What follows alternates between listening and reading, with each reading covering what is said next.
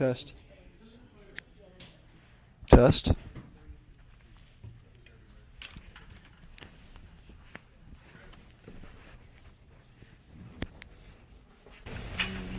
So, shut the microphones. See if we. This is your last day, right? That's cool. Yeah. Yeah. I think DI. DIB next week. Yeah. Nope. They're the enemy. Were, right? They were.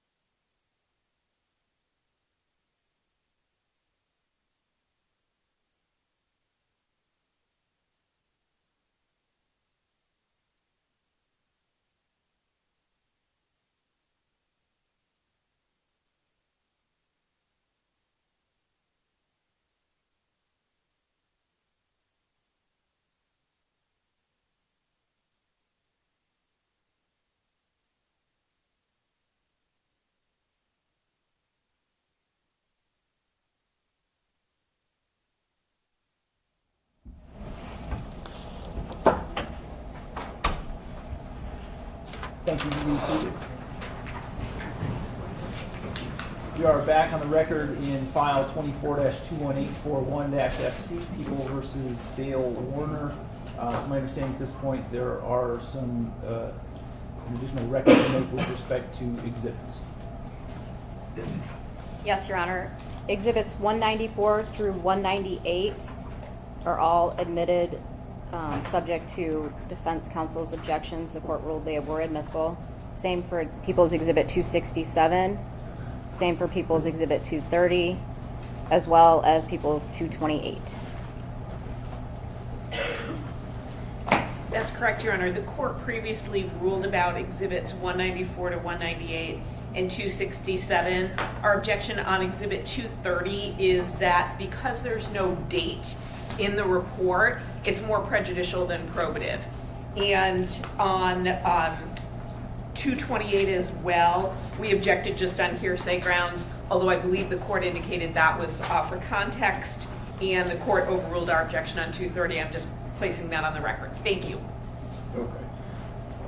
So I think 230 is the only one that I haven't made a record of my ruling on with respect to the objection that it is more prejudicial than probative. I don't think the lack of a specific date makes it more prejudicial than probative. We do have a parameter for those dates between they would have occurred sometime after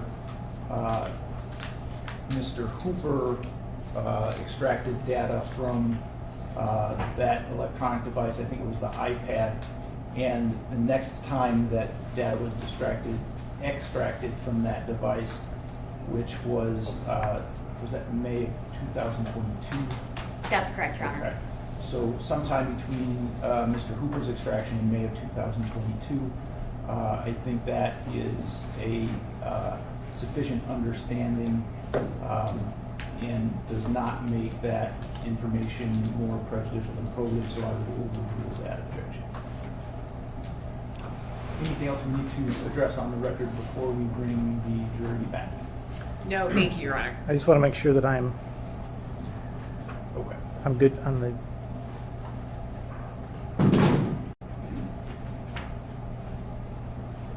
Looks like we're good. Thank you.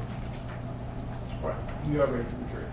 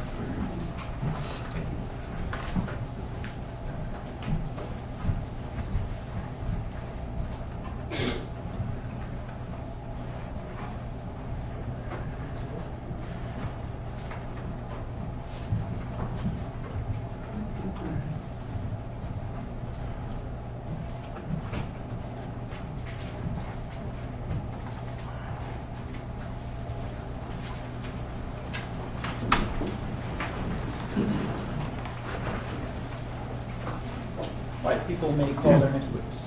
People call Michelle Ponchke.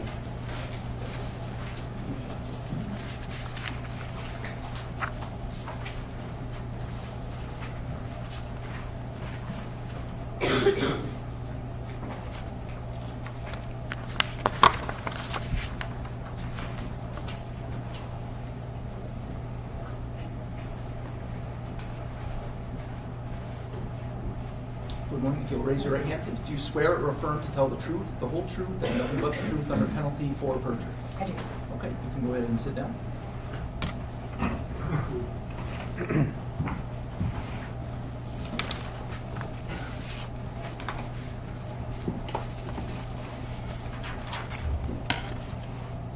Good morning.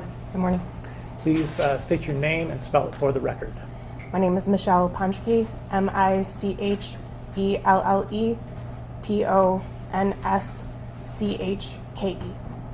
And what do you do for a living? I am a laboratory manager for the Michigan State Police forensic laboratory in Lansing. I work in the trace evidence unit. Okay, and what is trace evidence? Trace evidence typically refers to small pieces of materials that can transfer easily between two surfaces. We typically analyze things like paint, glass, fibers, other materials that also can be compared to each other. We're usually comparing things that we know the source of to something that we don't know the source of to see if they could have been created by the same types of materials. And how long have you worked there? It'll be 13 years this coming end of March, so just under 13. Okay. And what is your educational background? I have a bachelor's degree in chemistry and I have a master's degree in forensic science. Okay. And do you have specialized training when it comes to paint analysis? Yes, I do. What kind of training is that? The Michigan State Police Forensic Laboratory has an internal training program for all of the disciplines that we do in the trace evidence unit. The paint training program entails a lot of readings and analyzing various mock paint samples. I've also done a lot of comparison cases that are with known answers that trained analysts then examine my work. I also had to complete a competency case with a known answer that then I had to testify on the results in a mock court. There is also an oral test and a written test that I also had to complete and successfully pass in order to do casework. So is that different from the annual testing that the outside company does? Yes, so in addition to that, once I got signed off to do paint casework, I also do proficiency testing. It is part of our laboratory system that we get proficiency tested in every type of exams that we do. So we have an outside company send us cases that they know the answer to, we do not know the answer to, and we analyze the samples and report our findings in terms of whether or not the samples came from a similar source or were made out of similar materials. So I do a paint proficiency test every year. I think the first year I did one was 2015, and I have been doing one every year since then and have gotten the right answer every year.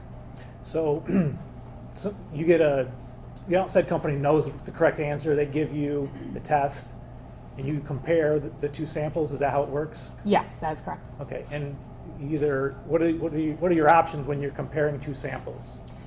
Usually the outside company provides one known sample and two unknown samples, so two question samples, and the goal is to report out whether either of the question samples could have been painted by the same paint source as the known paint sample. So it could be that both question paint samples were painted similarly to the known. It could be that one was and one was not. It could also be that neither of the question samples were similar to the known. So answers vary every year, and it rotates between architectural paint samples and automotive paint samples, so the paint samples vary every year as well. Okay, so there's a distinctive difference between those two types of paint? Yes, that is correct. Okay, and I think you said you've done this 15 years, this testing? No, my first test was in 2015, so it would be about 10 or 11 tests. Okay, and your rate of success there? 100%. Great. All right. At this point, we would tender Ms. Ponchke as an expert in paint analysis. Court's already made its ruling. Thank you. I had, and she will be so certified. Thank you, Your Honor. All right, I'm going to ask you some questions about paint. I mean, obviously, I think we all can know what paint is basically, but from your perspective as a chemist and a paint analyst, what do you know about paint that the general public doesn't know, generally speaking? Sure. So paint typically is made up of a solvent, of some binders or one or more binders, additives, and maybe some other contacts, but pigments as well, sorry. So by the time that I'm analyzing it, I'm usually looking at it in its dried state, so the solvent at that point has evaporated, in which case I'm looking at the binder, additives, and pigments, and I'm using various types of instrumentation to compare those binders, pigments, and additives to see if they could be similar to each other or characterize them, as it were. So paint has a lot of different features to it that we can analyze and compare, and also is mass produced, so one type of paint cannot be absolutely identified as the source of another type of paint because it is so mass produced, but we can determine whether paints are similar or dissimilar because they can be made so specific for their uses. Okay. And just for the record, I'm showing the witness people's proposed 300. So you already covered this a little bit, but what is the purpose of you comparing paint samples? The purpose of comparing paint samples usually is to verify whether a question or known sample could have been painted similarly. It also can be used to corroborate witness statements or eyewitness statements. We also are using it as characterization, so sometimes there's, agencies just want to know what type of paint it can be, so we can just use our instrumentation to verify the types of paints that are present in various places, so it can be used as kind of an investigative lead. In cases of hit and runs, if automotive paint is left behind, we can analyze that paint and characterize it and determine using databases what type of vehicle that paint could have come from too. Okay. All right, and as you are doing your analysis, what are you actually physically working with? I am physically working with actual chips of the paint. It can be in the form of paint that I remove from various places. I've been given actual car parts to remove paint from, or I've gone out and removed paint from various sources myself. It also could be chips that an agency has sampled themselves from various places. So it can vary in size, but typically I'm looking at paint chips of one or more layers depending on how many times the actual source has been painted. So they can be very, very small, or they can be larger samples depending on what the source is. Okay. And then you already mentioned that there's a difference between automotive and architectural paint. Are there other types of paint that you can put in general categories? Yes, there's also types of paint that we can talk about in terms of like mechanical paint, so tools. Think about your pry bars or other tools that you would have in your garage or your barn. Those can be painted and have a different type of paint. Another type could be non-automotive, so paint that's on boats or scooters or other types of forms of transport, bicycles, that's another type of paint.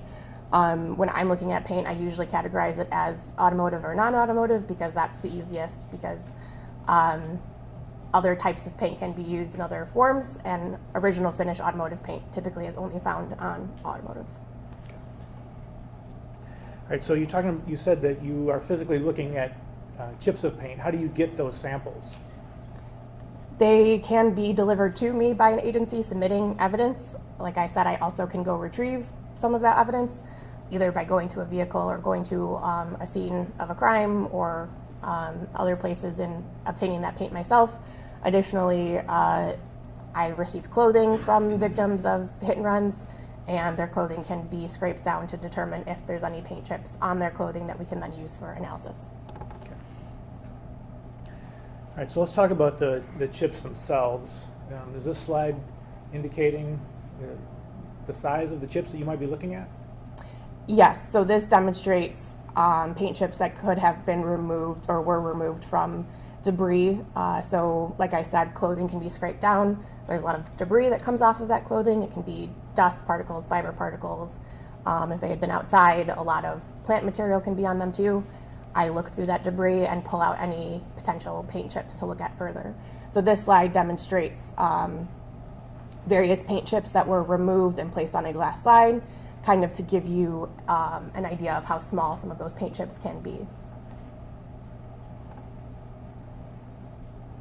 And again, is this further blown up?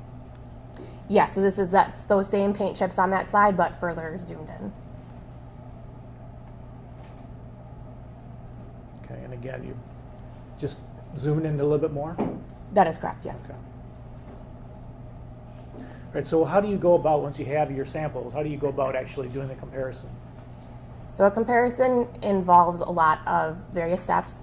The first step is usually microscopy or visual examination that can be done with the aid of microscopy, because like you saw, most times I'm looking at paint chips that can be very, very small. So while I can see them with my naked eye, a microscope can help a lot. So usually doing a microscope or a visual examination via microscope first. It can be using an individual microscope or a comparison microscope. A comparison microscope is basically two microscopes with a bridge across, so I can see two different stages of a microscope at the same time and compare qualities of paint chips to each other. Then moving on, if all of these samples look similar to each other, I don't see any differences, I move on to other steps of visual examinations.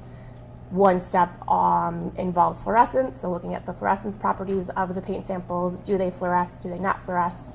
Are they fluorescing similarly to each other? Again, looking for any differences. If I don't see any differences, I move on and continue moving on through my analytical scheme that then includes instrumentation, that then looks at chemical components of the paint, actually looking at chemical bonds, elemental data, and every step I'm looking for differences in ways that I can rule out whether or not these paints could be similar or dissimilar. As long as I don't see any differences, I continue moving on with my analytical scheme until I run out of instrumentation to use. Okay. All right, let's go over some of those in a little bit more depth. You talked about microscopy. Can you explain with this slide what we're looking at? So this is a paint chip that was photographed with the use of microscopy. So on the top, you can see this is an automotive paint chip. So you see all that decorative flake, which is used to give your car that shine and impart color to it. So at the top, that K1 image shows the top-down view of a paint chip, and the image on the right, the K1 with the 4 layers exposed, shows what I am actually looking at when I do a comparison, which is exposing all of the layers of the paint chip and then comparing that to another paint chip if possible. If this was the only paint chip I had, or an agency just wanted to know what kind of year, make, model this could have come from, I would only be looking at this and assessing the various layers and analyzing each individual layer to characterize them. In terms of a comparison, I would probably have another chip that hopefully is similar in color and similar in layer sequence, and I would be comparing and looking at each individual layer of that sample as well. Okay, so first step, visual microscopy. And if you're trying to compare a known and an unknown sample, and you saw differences between the two, what would you conclude, if anything? I would conclude that they did not originate from the same source, at least as represented by the known, because all I know usually about the known is the paint sample given to me. So I can't assess the entire known, but I can assess the known as the paint chip is given to me. So as represented by that paint chip, the question could not have originated from that known. Okay. And at that point, if you say these can't be from the same source, what do you do? I would stop my analyses, and that would be the end of it. Okay. And if you can't distinguish, what do you do at that point? If I could not distinguish differences between them, I would continue on with my analysis. So when I had said hopefully they're similar, that means I just meant that hopefully if I've got 2 paint chips, I like doing my work, so I like keep going. But if they are different at that point, I would cease, and that would be the end of my analysis. If they are similar in all layers, in layer sequence, color, thickness, things like that, then I would keep going. Okay. And what do we have here? So this is an example of a microscope that I use in the lab. It's called a stereo microscope. So it provides a high power magnification to look at paint chips under, with a camera on top to take photos as needed. So at this stage of my analysis, I'm looking at various qualities of the paint chip. How thick is it? How many layers does it have? What colors are the layers? Things like that. All right, so if we're past step 1, what is step 2? So step 2 would be additional microscopy, but on a higher magnification scale, so I could see more details. This particular slide shows cross sections of various paint samples, so I would now, that previous image that showed the layers exposed, another way to look at it would be in cross section, so I could see all of the layers at once. So these images show an example of an automotive sample and an architectural sample of paint, so you can see all of the various layers that I would be looking at and potentially comparing to another paint chip if I had another paint chip to compare to. Okay. Is this an example of a comparison? Yes, so at this stage, this would be looking under a stereo microscope. There's a K or known sample, as we previously saw, and then there are 2 Q or question paint samples that we don't know the source of, so the goal is to determine could they be similar to the known. Visually looking top down, they do indeed look similar because of the color, because of the flake distribution, because of the colors of the flake within that color layer. So at this point, I would not be able to tell the difference between those samples. However, when exposing the layers, the known paint sample has a medium gray layer in the middle. The Q1 sample also has that layer and has a similar set of layers. The clear, that decorative flake layer, and this medium gray, as well as that dark gray layer. The Q2 sample, however, has a much lighter gray layer there, which is dissimilar in color. So at that point, I would say that Q2 is not similar to K1, and I would not be examining Q2 any further.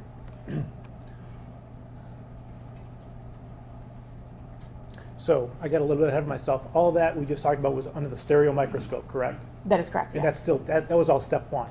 Correct. Okay, so you get through the end of that process, you can't distinguish, now we go on to step two. Correct. Okay, great. Describe what step two is. So the next further step would be using a comparison microscope.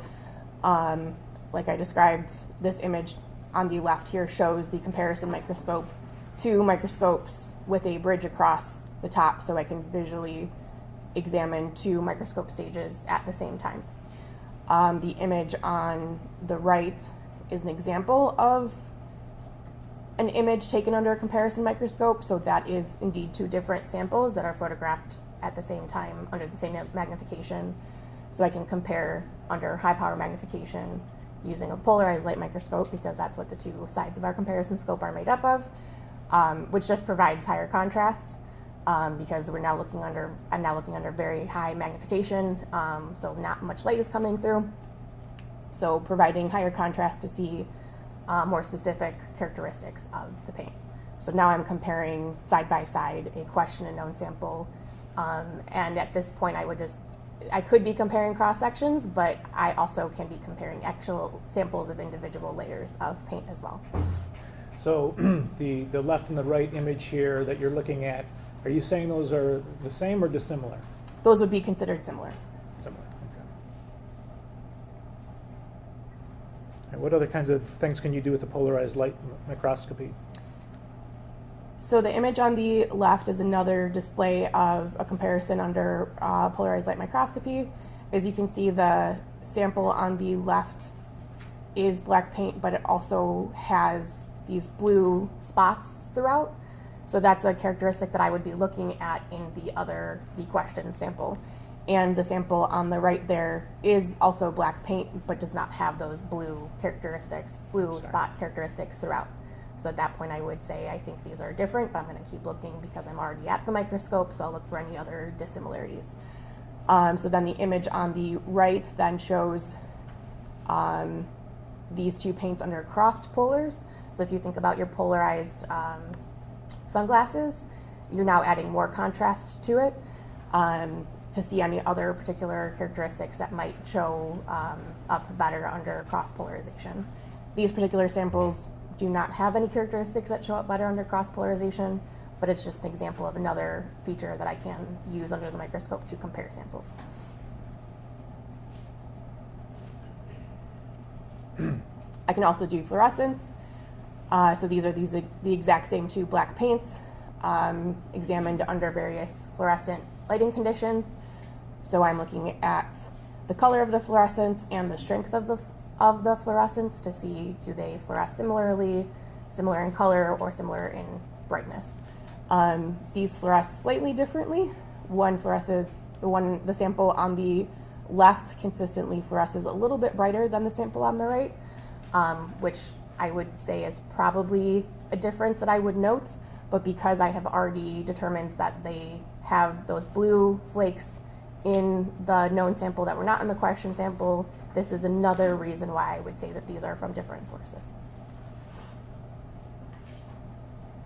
Okay, so now is that the end of the second method that you would use to distinguish between paints? Correct. Okay, all right, so again, you get there, you see a difference in the known and the unknown. What do you do? If I see differences, I would stop my examination. Okay, and if you don't? And if I don't, I would keep going and move on to instrumentation. Okay, and is that what the FTIR is? Yes, so Fourier transform infrared spectroscopy, or FTIR, is examining the actual chemical bonds of the paint. So when I'm analyzing paint, I'm directing an infrared light at the paint sample, and any chemical bonds that can interact with infrared light result in a spectrum with peaks. So each individual peak corresponds to chemical bonds within the sample. So if they have different chemical bonds, their spectra would look different. And if they have all of the same chemical bonds, at least chemical bonds that interact with infrared spectroscopy, their spectra would look identical. So the first few steps you were actually looking visibly, can I visibly distinguish? And now we're like, can we chemically distinguish? Correct. Okay. Is this the instrument that you would use? Yes. Okay. And could you explain the graph? Yeah, so this is an infrared spectrum of a sample of yellow paint from a pry bar. So this is an example of the peaks that I was referring to. All of the peaks are pointing down, and each peak corresponds to a wave number or a specific number that corresponds to a chemical bond. So I can determine what the chemical makeup of the paint is based on these peaks. Okay. And so again, just to be clear for the jury, the peaks are actually the down. So for example, and you tell me this, looking here at 1750 on the scale, is that what you're referring to? Yes, I believe the peak is labeled 1722, if my eyesight is correct.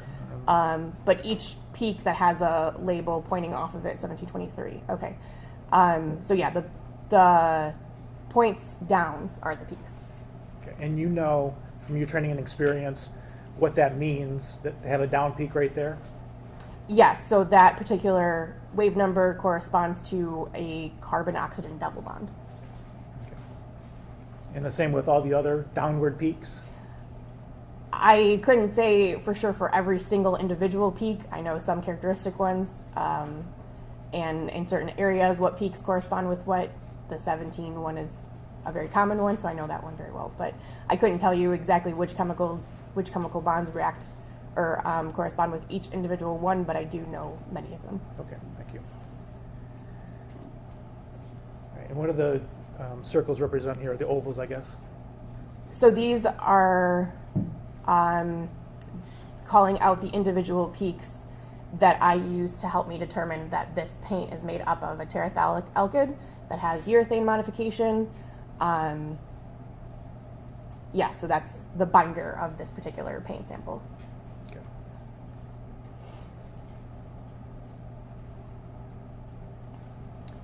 This spectrum also points out that the paint also contains kaolinite and titanium dioxide and calcium carbonate. That was the other one. So those particular peaks that are circled help me characterize it, the additives that are present in that particular paint. Okay, so I think this one was binders, Correct. and this one is additives? Correct. Okay. And what about this one? So this is a comparison between two pry bars. So each individual spectrum is corresponding to a different sample of pry bar paint. There are no differences between these two spectra, so at this point I would continue on with my analyses if I was comparing these two paints, because I cannot tell the difference via infrared. And what's different here? So in this case, these two spectra, also from two separate yellow pry bars, have the same binder, so they're both made up of terephthalic alkyds, but they have different additives. So in general, these spectra look very similar, but they're ultimately different because they contain different additives. So there are different peaks that correspond to those additives that are present in one and are not present in the other. So is there an imaginary dividing line between the left and the right side of this slide? What do you mean by imaginary? So it just looks like the ones on the right are more different than the peaks on the left. It just corresponds with various chemical bonds, so I would say that there's more chemical bonds that are represented on the right side of the spectrum that are what are causing me to say that they're different. Okay.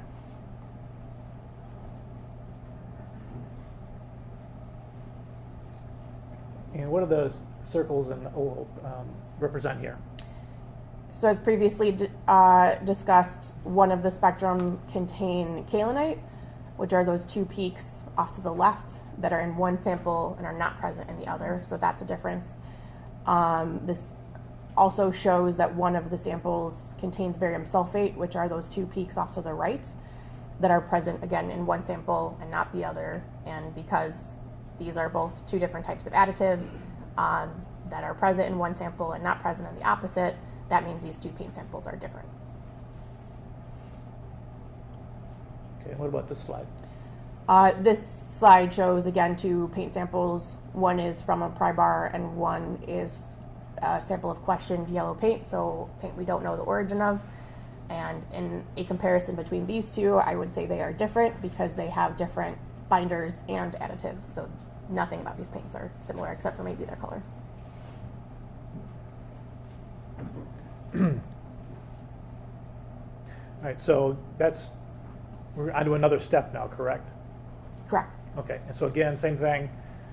If you can't distinguish between the two, now we're here to scanning electron microscopy, energy dispersive spectroscopy. Correct. Okay. Could you explain that to the jury? Yes, so SEM EDS is an easier way to say that. At this point, I'm comparing samples under a very high power microscope that uses an electron beam to create an image. That electron beam interacts with the sample, and electrons and X-rays eject from the sample, and I measure those using the instrumentation. Those energies that eject from the sample very much correspond to particular elements. So using that instrumentation, I can determine what actual chemical elements are present in each paint sample. Okay. And is this the SEM EDS here? Yes. Okay. And then the image on the right, what is that? That is a cross-section of an automotive paint sample that was generated by the scanning electron microscope. As you can see, it's all black and white or grayscale because the image is generated by electrons. So if you've seen an image of a very zoomed in fly head, that was probably an image taken under an SEM.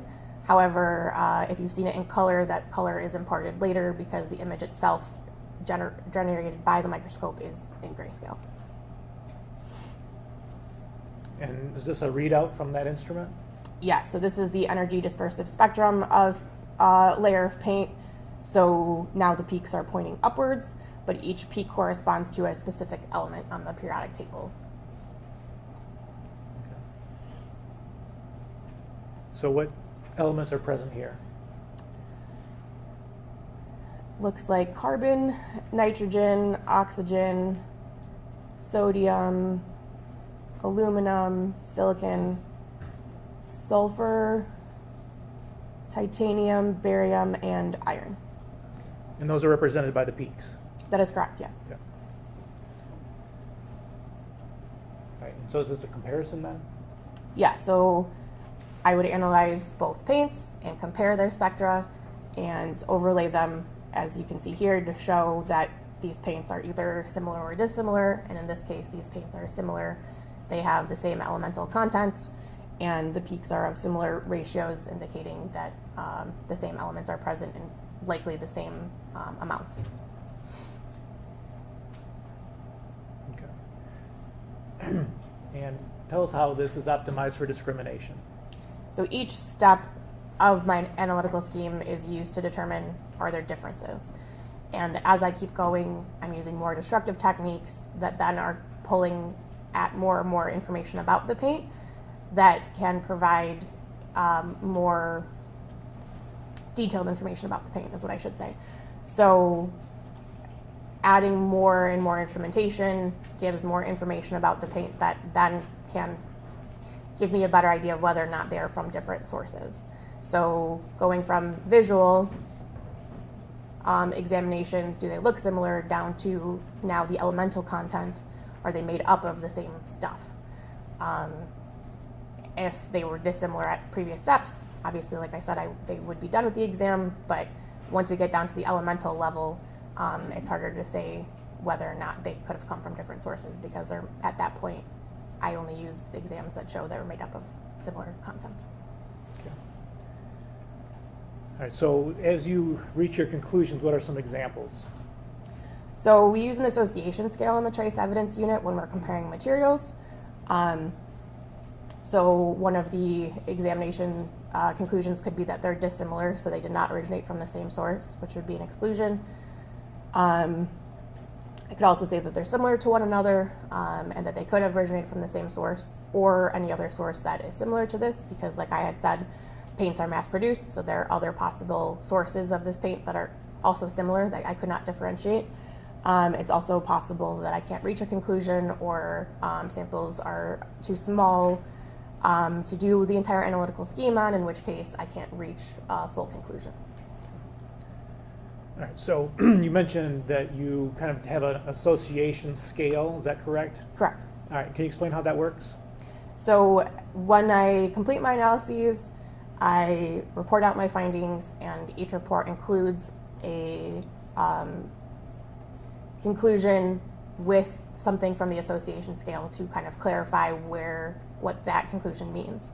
So like I said, two paints that are dissimilar to each other on our scale is an exclusion. They did not originate from the same source. There's other levels of association. So two paints that are similar to each other would fall at the middle of that scale, which is a level 3 association, which means that these two paints are similar to each other. In all of the exams that I conducted, I cannot tell the difference between these two paints. However, again, because they're mass produced, there are other sources that could also be indistinguishable from these paints.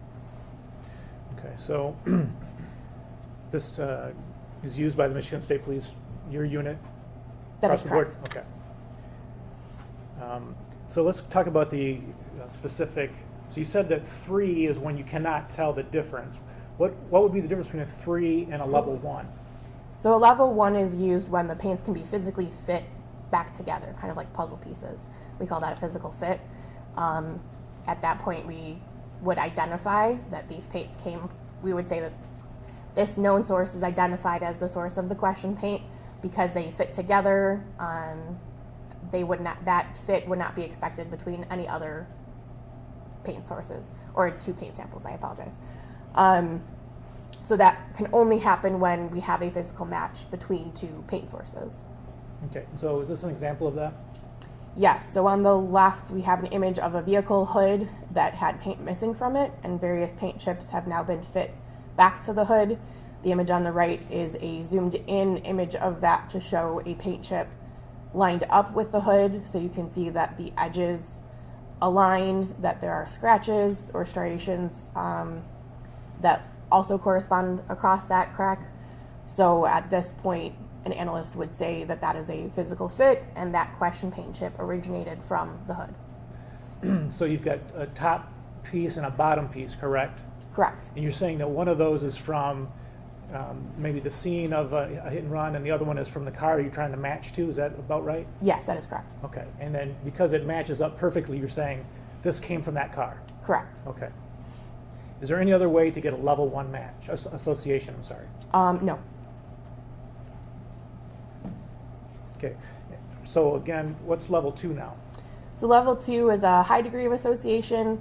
This means that, again, the paints are similar in all examinations performed, but there's a little bit more about the paint that's more rare in the population that they represent. So an example that's provided is samples that have a lot of different layers and are maybe of different colors, or are just more unique in the population that wouldn't be expected between other possible, other known sources. Okay. So is this an example of that? Yes, so that's an image of, under the comparison scope, comparison microscope, of two paint samples from a vehicle. There was suspicion that two vehicles came in contact with each other and paint transferred between the two vehicles. So one sample is the known paint from one of the vehicles, and one is a question paint sample from another vehicle that possibly came in contact with the known vehicle. And the clear layer is hard to see under these lighting conditions, but that sample, both samples actually are made up of 9 layers of paint, which is not common in automotive paint. So because both samples have 9 layers of paint and each individual layer of paint is similar, was similar under all examinations performed, this makes it a little bit more unique of an association in that there are more layers that are similar, and 9 layers in an automotive paint sample is not common in automotive paint. Okay, and so just so we're clear, this looks like a space between different paint samples. You're saying that is not air? Correct, that is a clear layer of automotive paint. Okay, and same for this layer down here? Correct. Okay. All right, so what makes this a level 2 is that you've got not just one, but multiple different layers that all match up in terms of their analysis. Not only that, but because of the population that they originate from, automotive paint, the 9 layers is what makes it a bit more unique. Okay. All right, so you're saying, I think you already mentioned that a level 3 association, excuse me, is when you can't distinguish. You go through all of your steps, the 5 steps that we talked about, the visual steps, the chemical steps. You can't distinguish. That's where we're at level 3? Correct. Okay. And then are you able to tell, for example, like at a level 3 association, the manufacturer of the paint? No. And are you able to tell within a manufacturer, if you know like the manufacturer of it, are you able to tell like the batch that this came from? No. Okay. All right, so let's go over level 4 and level 5. So level 4 is a limited association, which means that all of the exams were indeed similar. It's just that there's something about them that, about the samples that makes the paint a little bit more common in the population, or that there was something about the sample, maybe one of the question sample was smeared onto a surface, so it's a little bit harder to examine and compare, which makes the association a bit more limited because I can't measure or examine as many properties as I would like about it. A level 5 is an inconclusive, which means that there are differences between these samples, but I can't assess if these differences are due to them being of different sources, or if there's differences because of things like contamination or because of the source of where these samples originated from, things of that nature. Okay. So if like paint had dirt in it when it was applied, would that be something that would make it inconclusive? That could be a reason, yes. Okay. All right, and there are a couple other results that you could return with? Yes, so these are outside of the associations. Unsuitable for comparison means these samples, I can't draw a conclusion between the two because these samples aren't suitable to be compared to each other. Elimination means that these samples do not originate from the same source, they're different. Inconclusive non-association means that there are dissimilarities between the two samples, and there's limiting factors that prevent me from determining how important these differences are, and it's a safer bet to say that it's inconclusive. Okay, thank you. All right, now let's turn to this case. Did you examine the tank that's at issue in this case, tank 34? Yes. And what did you do? I collected various paint samples from one end of the tank. I was informed that one end of the tank had been suspected of being welded and painted, so I collected paint samples from that particular end of the tank and along the length of the tank. I believe I collected 6 or 7 samples in total. Okay. Secretary, could you get Exhibit 237, please? Not 237, 301. And hand it to the witness, please. Sure. If you could open it for her.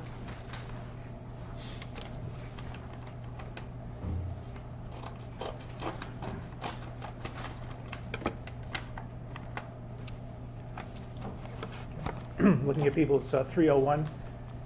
You recognize those things? Yes, so People's Exhibit 301 is an envelope labeled container LV6 It contains various envelopes that I would have collected.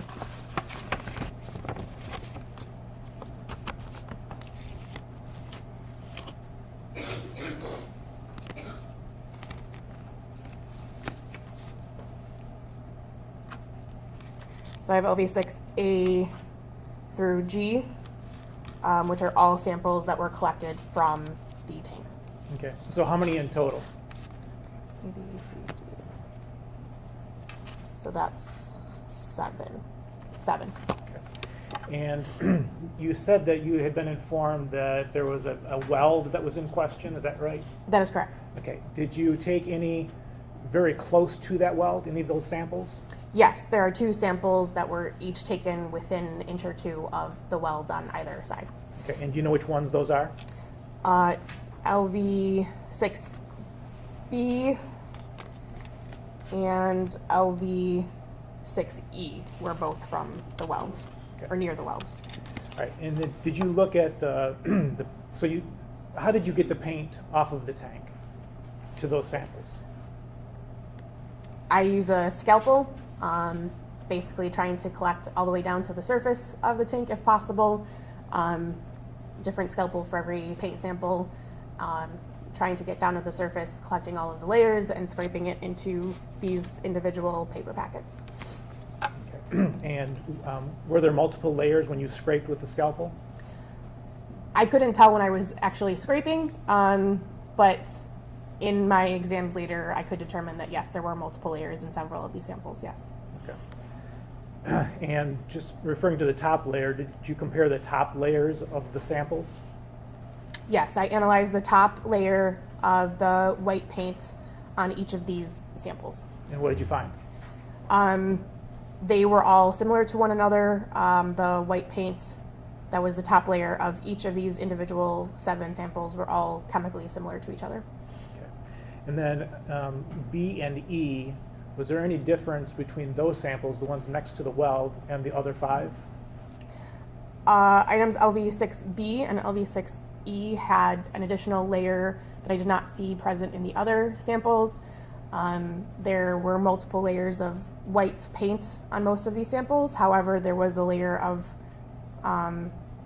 like a light gray layer that was intermixed within the other layers of paint on items LV6B and E. Okay, and you say light gray, is that, you observe that color under the microscope? Yes, so to the naked eye it would probably look white, but under the microscope it looked gray when compared to other white layers. Okay, and just on those 2, not on the other 5? Correct. Okay. Did you compare those samples to some paint sticks? Yes. Okay. Detective Dreer, if you could give her 239, 296, 297, and 298.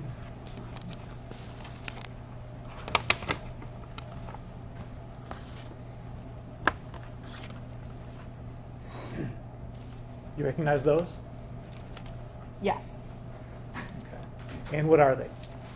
People's Exhibit 239, 296, 297, and 298 are stir sticks that I received to analyze. Each one, I believe, was obtained from a different paint can or different source of paint. Okay. And can you tell which source of paint is associated with each of those sticks? There's a piece of paper with each stir stick that describes where they were obtained from. People's Exhibit 239, the paper involved says sample number 1 taken from item number 163, paint can number 1. Okay, and what about 296? 296 says sample number 2 taken from item number 163, paint can number 2. And 297? Sample number 3 taken from item 163, paint can number 3. And 298? Sample number 4 taken from item number 164, clear plastic container with green lid.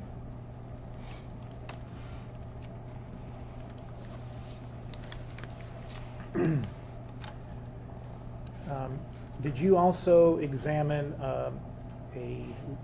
excuse me, a lid from a trash can? Yes, I did. Okay. Detective Dreer, could you give her 237? Yeah, go ahead. Okay. Yes.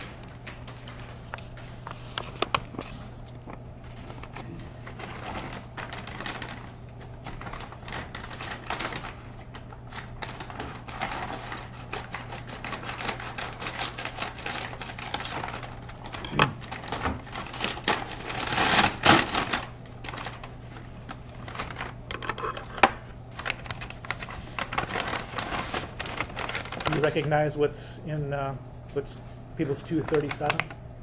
Yes, People's Exhibit 237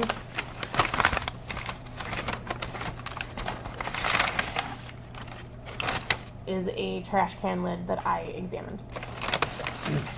And you specifically the paint from that lid? Yes, so I sampled an area of paint from the trash can lid. Okay. And so what things that you have up there right now did you compare against each other? So samples from LV6, the top layer of paint was analyzed, and because the top layer of paint chemically was similar amongst all of the samples, only one of the samples then was used to further compare to the stir sticks. Okay. So I used LV6A as a representative sample of that top layer of paint, and chemically analyzed, visually analyzed, did all of my analytical scheme, and compared the top layer of white paint to each of these stir sticks first, and then compared to a sample of white paint on the trash can lid. Okay, and so when you compared LV6A from the tank to stir stick number 1, which is People's 239, what did you find? People's Exhibit 239, the stir stick number 1, was similar in all examinations performed to that top layer from LV6A. Okay, and so does that give you a association level? Yes, so that corresponds to a level 3 association. Okay. So now comparing the tank sample, LV6A, to stir stick number 2. To clarify, People's Exhibit 296? 296, yes, thank you. So People's Exhibit 296 was also similar in all examinations performed to the top layer of LV6A. Okay. So also level 3? Correct. Okay. All right, so now as compared to number 3, which is People's 297. People's Exhibit 297 was dissimilar to the uppermost white layer of LV6A. So that was an elimination. Okay, so that paint that came from that stick was not used to paint the tank, That top layer, no. the top layer, right? Okay. And then the stick from 298, the plastic container. People's Exhibit 298 was also dissimilar to the top layer of LV6A, so also an elimination. Okay. Now, you also said you compared the tank, LV6A, to the trash can lid, which is People's 237. Did you make an association there? Yes, a sample of paints that I removed and analyzed from People's Exhibit 237 was also similar in all examinations performed to that top white layer of LV6A. Okay. So the top layer of the tank, paint sticks number 1 and 2, which is 239 and 296, and the lid 237, all 3 of them had a level 3 association. Is that correct? That is correct. Okay. Now, again, I just want to get your opinion on, do you know, does that mean for sure that the paint can that those sticks are samples of, is that a match to the tank or something else? No, that's not a match, because the match would be that these samples physically fit together. These samples are similar to one another, so they have the same chemistry, they have the same binders, pigments, and additives. However, there are other samples, other paint sources that could also be similar. So the paint from the can that matches stick number 1, you're saying it could have been used to paint the tank? Yes, Okay, but it could have been some other paint that was similar in visual inspection and all the chemical properties. that is correct, yes. And do you know how many other paints there are in the world that would meet that criteria? No, I do not. Okay. Do you know if it's if can number 1 is a Rust-Oleum? Do you know how many cans of Rust-Oleum paint were made that match that can number 1? No, I do not. Okay. And do you know whether there's another manufacturer that uses a similar enough process to make a paint that would be indistinguishable from the Rust-Oleum can? I do not know. Okay. So you're saying that it could have been used, that can of paint, but you don't know for sure there could be some other paint? Correct. Okay. Did you make any reports in this case? Yes, I did. All right.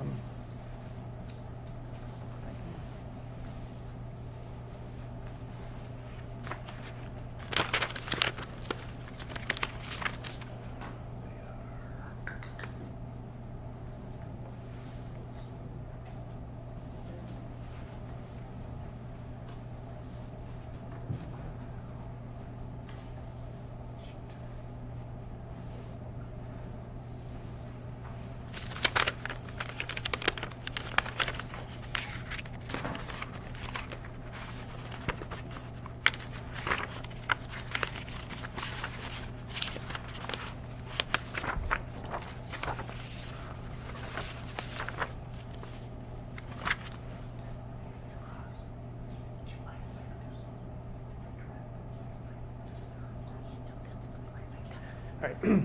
That's all I had at this time. Thank you. Oh, here they are. They're underneath.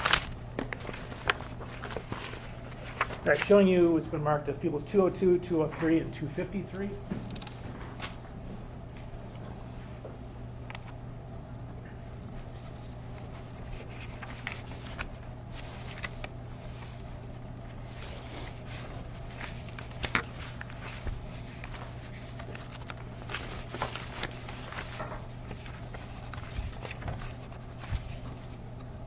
People's Exhibit 202, 203, and 253 are all reports I authored in this case. Okay. And we would move for admission of those at this time. Oh, we already did. Thank you. All right. That's all. Thank you.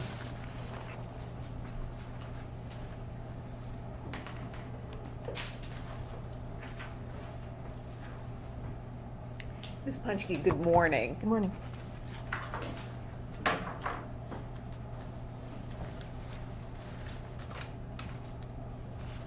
So I want to take you to a report that is not in evidence, I believe, and that's the report that you used when you went to the scene. So you went to the scene on February 25th, 2025. Is that correct? That is correct, yes. And if you need to review that report, please let me know. And then that's when you sampled some of the paint, correct? Yes, And you chose the places to use your scalpel to take the paint off. correct. Ms. Saylor, would you pull up Exhibit 100, which is our page 105, please? And I'm going to ask you to show us where you pull the paint samples from.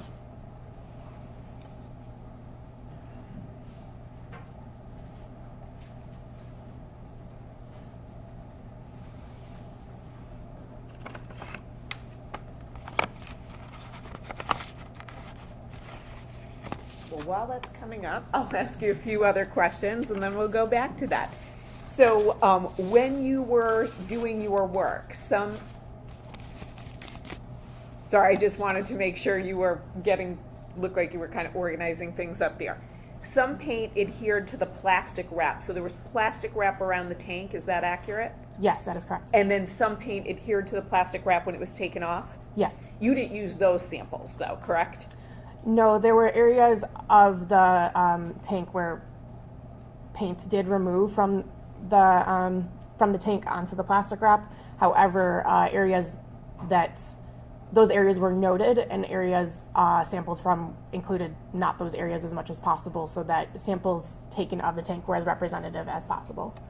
And then also there were some stickers on the side of the tank? That is correct, yes. And then some of those stickers were peeled back as well, correct? I don't recall. So would looking at a copy of your transcript when you earlier testified be helpful? Yes.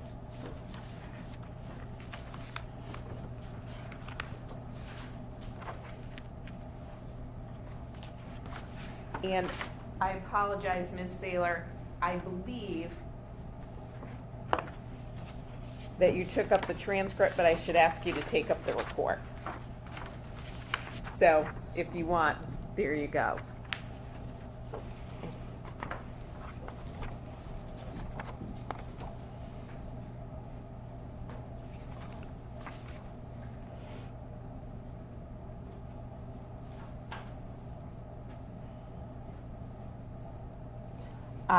Yes, so some stickers peeled back once the plastic wrap was removed. So this tank had been wrapped in plastic. When the plastic was removed, some paint was removed. You said that, correct? Correct. And then also some of the stickers pulled back as well? Yes. Thank you. Would you mind retrieving that? Thank you. Now, Ms. Saylor has pulled up the tank. Thank you. In the back is where, up against the wall, is where that repair weld was. So can you recall from looking at this where you took your samples?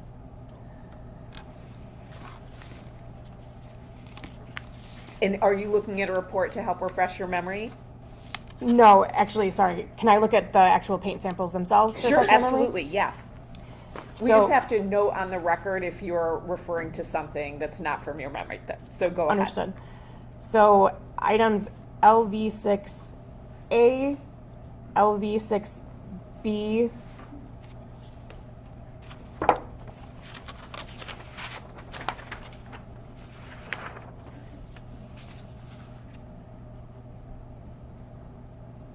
I believe just LV6A and B were obtained from this side of the tank that you can see in this image.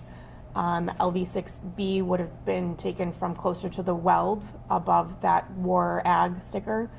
And LV6A says it was taken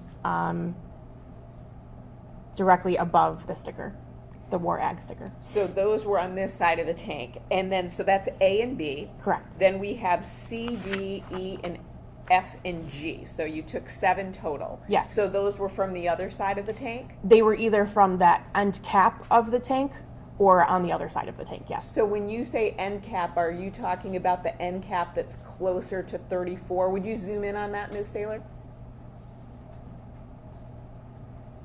Are you talking about that end cap? No, I apologize. I'm talking about the other end cap where it was suspected of being welded. So which one was taken from that end cap?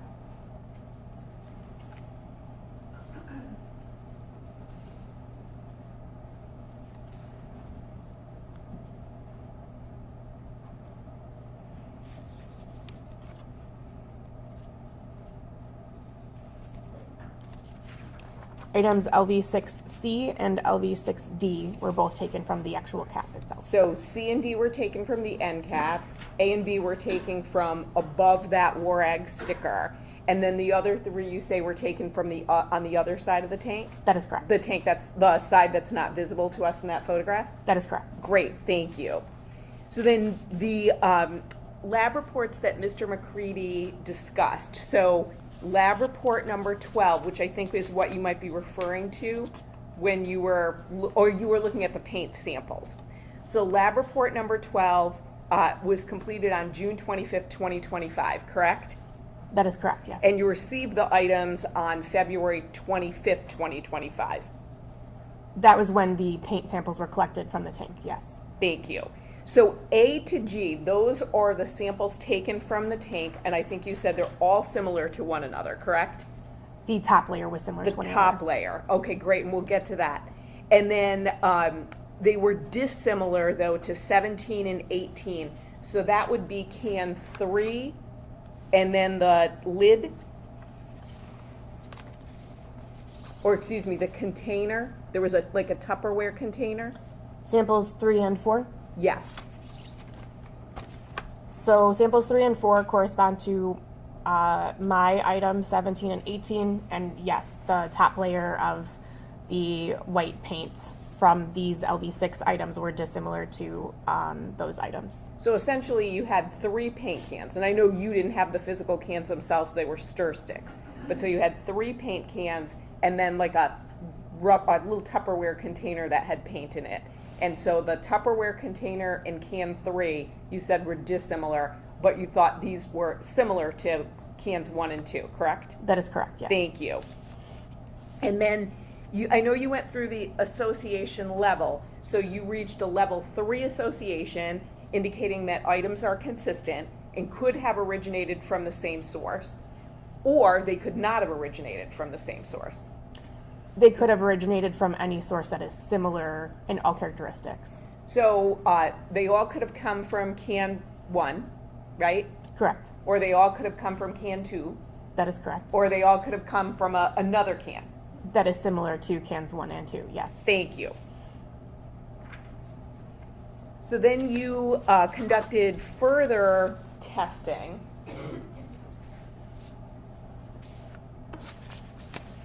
And that would be report 13.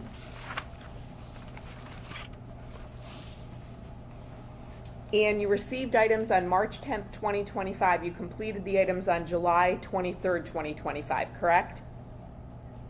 That is correct, yes.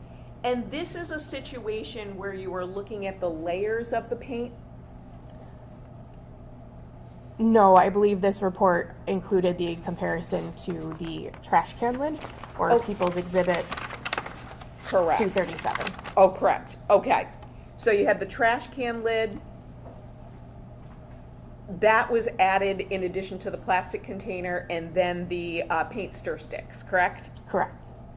And then you did this analysis and again came up with a level 3 association, correct? That is correct.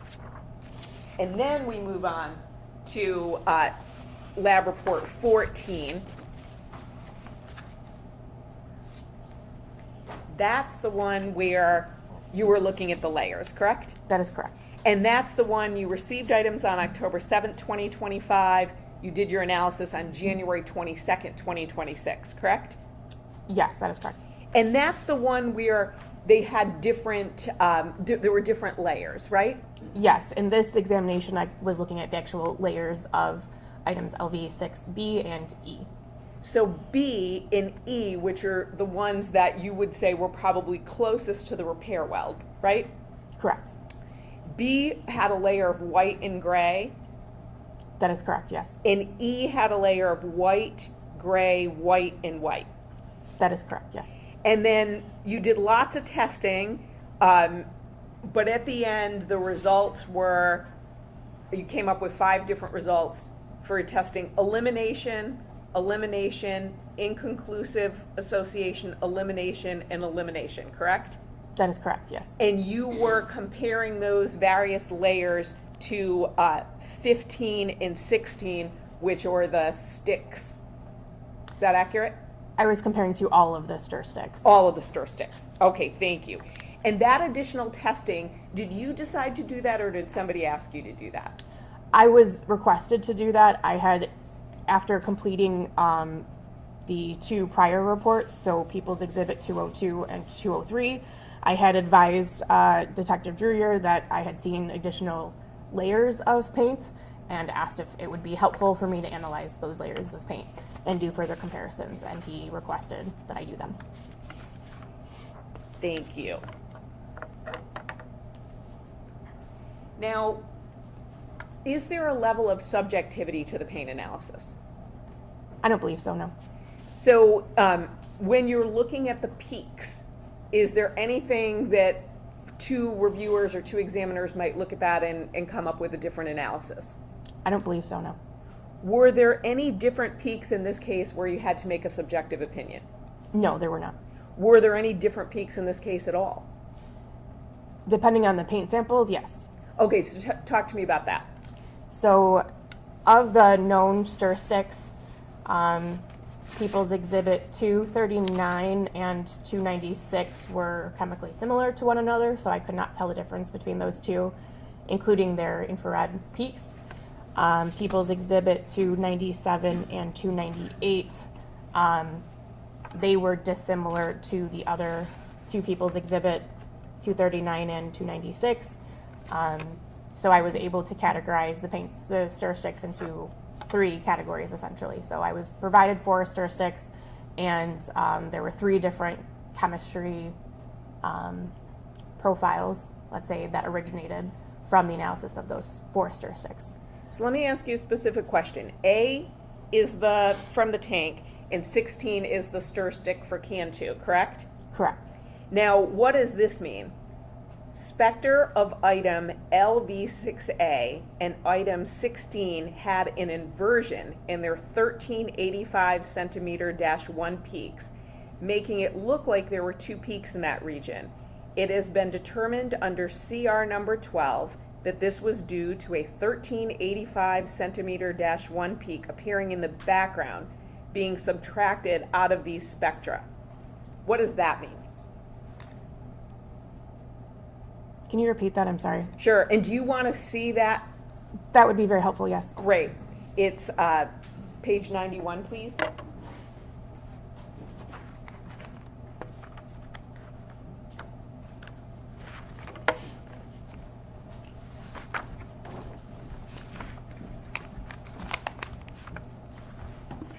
Mm-hmm.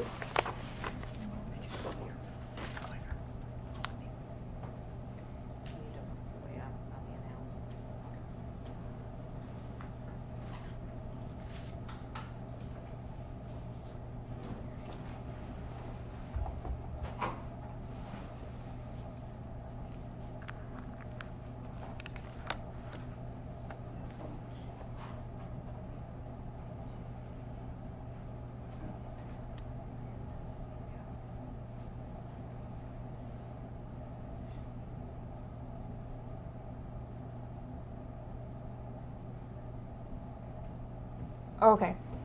Thank you.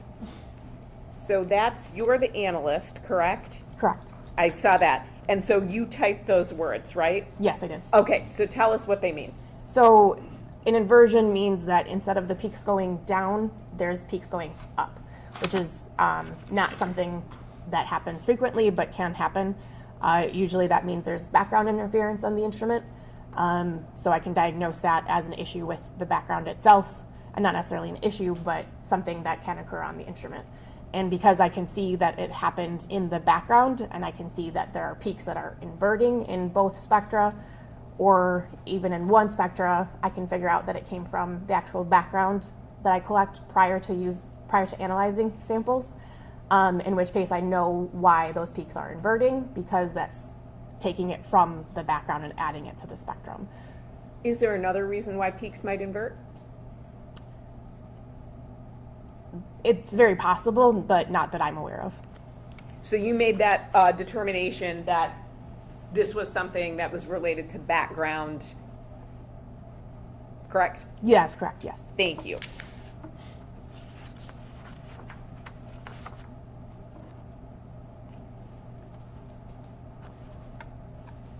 Now, when we're talking about your analysis, you'd agree with me that you cannot come up with an error rate because you don't know the universe of paint cans that could be similar to the samples that you took from the tank, correct? That is correct.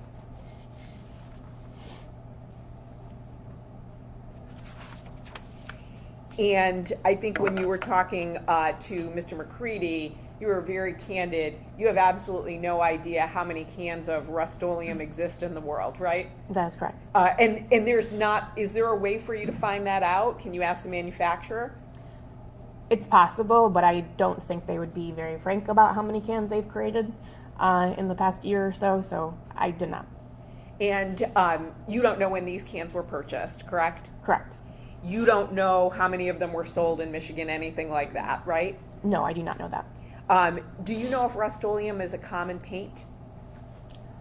As a homeowner, I know that it's a common paint, but as a paint analyst, no. Okay, we're good. That's fine as a homeowner too, right? So you can go into Home Depot, Lowe's, Menards, Ace Hardware, anywhere and probably find a can of Rust-Oleum, right? Probably, yes. And it wouldn't surprise you that there's probably cans all over Adrian County in people's houses, garages, cellars, barns, everywhere, right? That would not surprise me, no. And when we talk about the association scale, the reality is that paint is mass produced, correct? That is correct, yes. And it's so mass produced that, again, you can't even designate this to a particular manufacturer, correct? That is correct. So we're talking about Rust-Oleum, but it also could be Benjamin Moore, Sherwin-Williams, it could be anyone, right? It could be any manufacturer that used the same chemical makeup to create their paint, yes. And when you talk about the paint samples being similar, you, again, can't tell us if we're talking about the universe of similar paint cans being 100,000, a million, 10 million, and you're very candid about that. You don't know what that universe looks like, correct? Correct. I have no additional questions. Thank you, ma'am.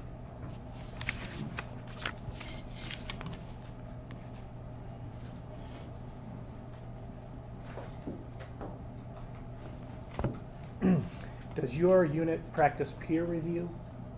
Yes. Could you describe that for the jury what it is? So a peer review is another trained paint analyst, reviews all of my work, reads through my notes, looks at my data, and determines if my data supports my conclusions. At that point, they would tell me whether or not they agree with my conclusions or if they do not agree. And they would return it with comments saying, these are things I think that would make more sense to clarify in your notes, or these are decisions that you made that I disagree with, things of that nature, and we would discuss the case. Okay. And were your findings here peer reviewed? Objection, hearsay. Unless another analyst is testifying, it calls for hearsay. It goes to the conclusions that she reached and the process that she reached them by. I mean, she Okay, can. so the question was, have they been peer reviewed? Right, so, And the result, I guess is what I'm asking. so if you're gonna ask about the result, I believe that is hearsay. Okay, thank Thank you. you. If it's just whether or not they have been, I don't think there's a statement there. Okay, so have they been peer reviewed? Yes. Okay, thank you. Second of all, you said that there was next to the welds, next to the weld on either side, this gray layer that would appear white to the naked eye. The question is, were you given a sample of something to compare? Were you given a sample of spray paint to compare to that gray layer? No, I was not. Okay. All right. The last thing, Your Honor, if I may, I'd like to publish the trash can lid to the jury at this time. No objection, thank you. You may go ahead.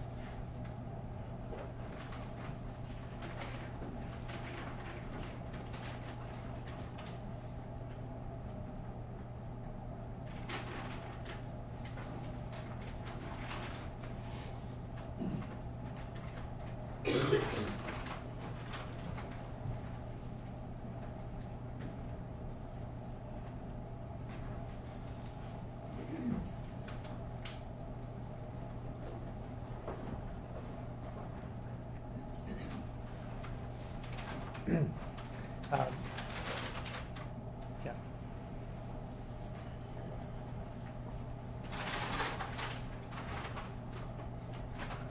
That's all I had at this point, Your Honor. Thank you. Any further questions, Ms. Sharp? No, thank you, Your Honor. Okay. Where the people are concerned, she may be released from her subpoena. No objection, thank you. Okay, thank you, Ms. Paschke, you are free to go. Thank you. Approach, Your Honor. You may.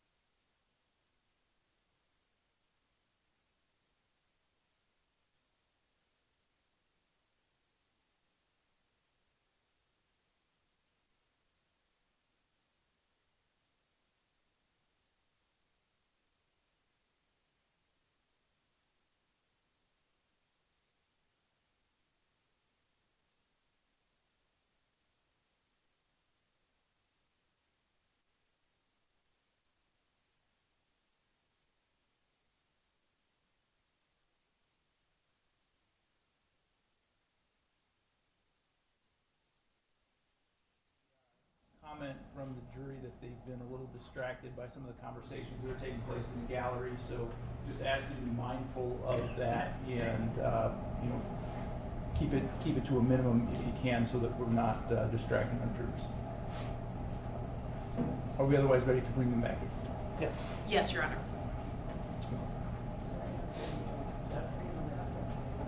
Oh, shoot, I may not be hooked up. Let me make sure. Yep. Yep, we're good. Yes, thanks.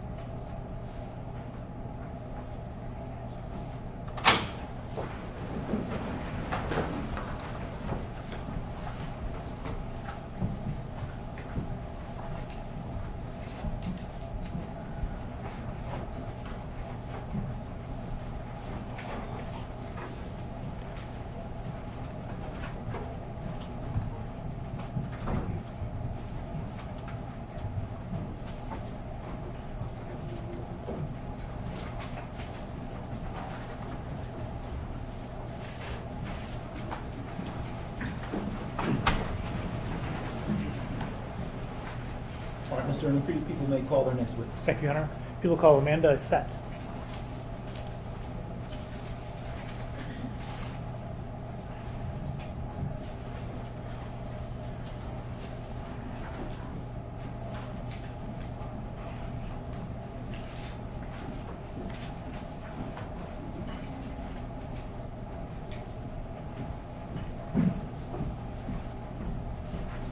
Before you stop, can I ask you to raise your right? Do you swear or affirm to tell the truth, the whole truth, and nothing but the truth under penalty for perjury? Okay, unanimous.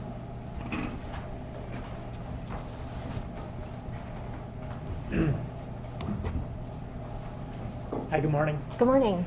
Please tell us your name and spell it for the record. My name is Amanda Isett, AMANDA-ISETT. Great, thank you. And what organization do you work for? I work for the Michigan State Police. And your job title? I'm a forensic scientist in the Northville Laboratory in the Latent Print Unit. And how long have you worked there? I've worked for the Michigan State Police since February of 2017, and specifically in the Latent Print Unit since August of 2019. Okay. And what about your educational background? I earned a Bachelor of Science degree in neuroscience from the University of Michigan in 2013, and I earned a Master of Science degree in crime scene investigation from the George Washington University in 2016. Okay. And your primary job duties at the lab? My primary job duties include processing evidence that's submitted to the lab and comparing latent prints to known impressions. And I'm also part of the crime scene response team. Okay. In terms of the fingerprint piece of it, do you have specialized training? Yes, I do. And what does that consist of? The training for the comparison of latent prints is an approximate 2-year training program, and it includes quizzes, readings, discussions with my trainer, practical exercises, and external trainings as well. Okay. Is the lab that you're part of accredited? Yes, it is. How so? It's accredited by ANAB, which is an acronym that stands for American National Science Institute National Accreditation Board. Okay. And in terms of the fingerprint analysis that you do, is there something in place for quality review of your results? Yes, there is. And what is that? We have some systems in place for quality review. We do technical and administrative reviews of all of the reports that go out, and we also have a verification process that we do. Okay. And so every time you release a report, it gets verified? Every time I release a report, it's technically and administratively reviewed. Okay. All right, so tell us, what is a latent print? A latent print is the chance reproduction of the friction ridge skin. So the friction ridge skin is the specialized skin that's on the palms of your hands and the fingers and the bottoms of your feet, and it's left behind when you touch an object. Okay, and then how do you get that to analyze? How do you get it from a person's finger or whatever? So typically when you touch an object, you may leave a latent print behind. So either the latent print is submitted to us as a lift, which means it was powdered and then lifted with tape, or it's submitted on an actual item of evidence, and we have processing techniques that we can use to develop the latent prints that are on the items. Okay, and if you're doing a comparison, what do you compare that latent to? The comparison is the latent to a known impression. Okay, and where do you get the known impressions from, generally speaking? Generally, so a known impression is an intentional recording of someone's friction ridge skin, typically of their fingers or their palms. And usually we can get those fingerprint cards from AFIS, which is the Automatic Fingerprint Identification System. We can get the known impression cards from that. Okay. All right, is there something called a comparison value? Yes. What is that? Comparison value just means that there's sufficient information within the latent print that I can move forward to compare the latent print to a known impression. Okay. And then the acronym, or the initials ACE-V, does that mean something to you? Yes. What is that? ACE-V is the methodology used to compare latent prints. ACE-V is an acronym for analysis, comparison, evaluation, and verification. And that's the process you use? Yes. And why do you use that process? This is the process that we use to compare latent prints because we're analyzing and looking at the latent print before we ever look at the known. So the analysis is just taking in all of the information that's available within the latent print. We analyze it, document all of that information, and then in the comparison phase, we'll move to looking at the known impression. So we'll do a side-by-side comparison of the latent print and the known impression right next to each other. And then evaluation is just determining what my conclusion or opinion or the result will be. And then the V is for verification. So a second examiner comes behind me and does an independent examination of the latent print to the known impression. Okay. And is ACE-V unique to the Michigan State Police? No. Who else uses it to your knowledge? It's well used throughout the entire fingerprint discipline worldwide.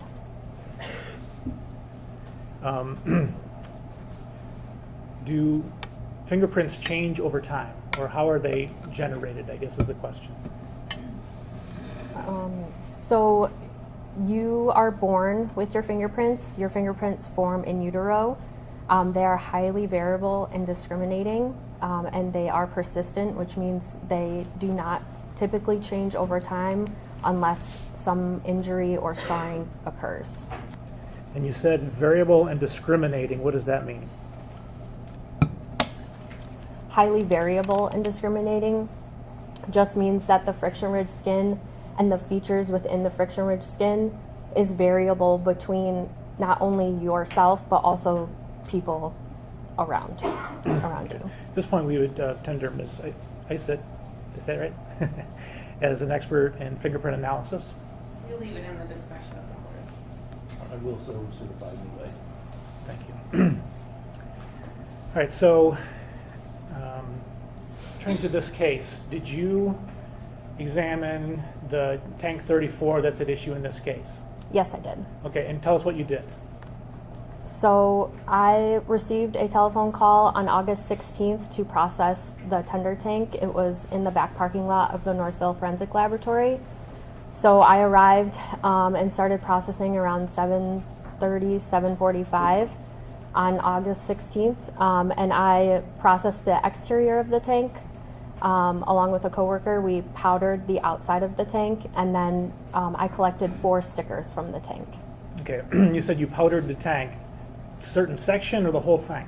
So I powdered the entirety of the tank except for the top portion because it was covered in like dust and dirt and debris, and that portion wasn't suitable for processing. So I only powdered the entirety of the like bottom portion exterior all the way around the tank. And you mentioned something about stickers. Yes. What did you do with the stickers? So I collected the stickers from the tank. I took them off of the tank and packaged them and took them back to the lab to process them. Okay, and do you know whether that was before or after Ms. Ponchke took the paint samples? It was before she took the paint samples. And I'm going to show you people's 262. Do you recognize this picture? Yes, I do. What is it? It's the what I refer to as the back end of the tender tank. Okay, and why did you take this picture? We typically do general overall photos of anything that we're processing for crime scenes. So we took multiple photos of the tank before we did anything to it. Okay, and is this an example of the stickers that you took? Yes, it is. And do you know which one or both of those that you took? I took both of those. Going to Oh, I'm sorry. I took the bottom sticker, that ammonia sticker, and then on the other side of the tank, there were 2 stickers just like that, and I was able to remove the 2 stickers from the other side of the tank. Okay. I'm going to show you what's been marked as, or what is people's 232. Detective Drewer, please. 232.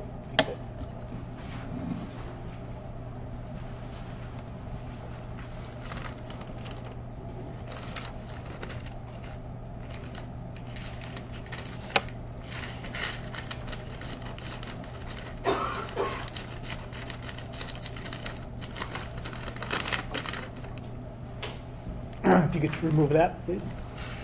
Can I put my gloves on first? Sure.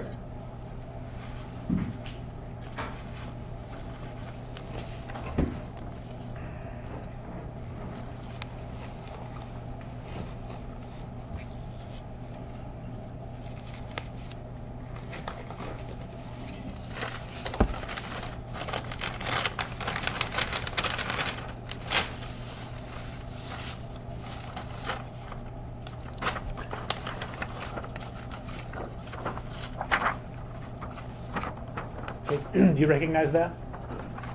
Yes, I do. And what is it? This is what I called LV1A ammonia sticker. Okay, and do you know which one that is in relation to this picture? It's the bottom one in the picture. Okay. And so is this the tank with that removed? Yes, it is. Okay, and then the picture saying LV1A, is that what you're holding? Yes, correct. Okay. All right, so looking at the back side of that, well, first of all, on the front side, did you get anything from the front side? No, I did not. Okay. Did you do anything with the back side to try to get latent print? Yes, I did. What did you do?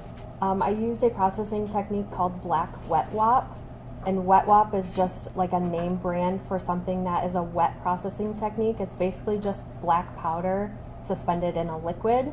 So I just took a paintbrush and I painted the black wet wop onto the sticker, and then I just rinsed it off with water. And the black wet wop adheres to any residue that's left behind from a latent print. Okay, and did you get a latent print from doing that? Yes, I did. All right, and is it indicated in this photo? Yes, it is. Where in the photo? I marked it on the actual sticker with the name of the latent print, which is LV1A-1, and it's right by the scale. That's also in the photo. Okay. And it's on that sticker as well. Yes, it is. Could you just show it to the jury, please?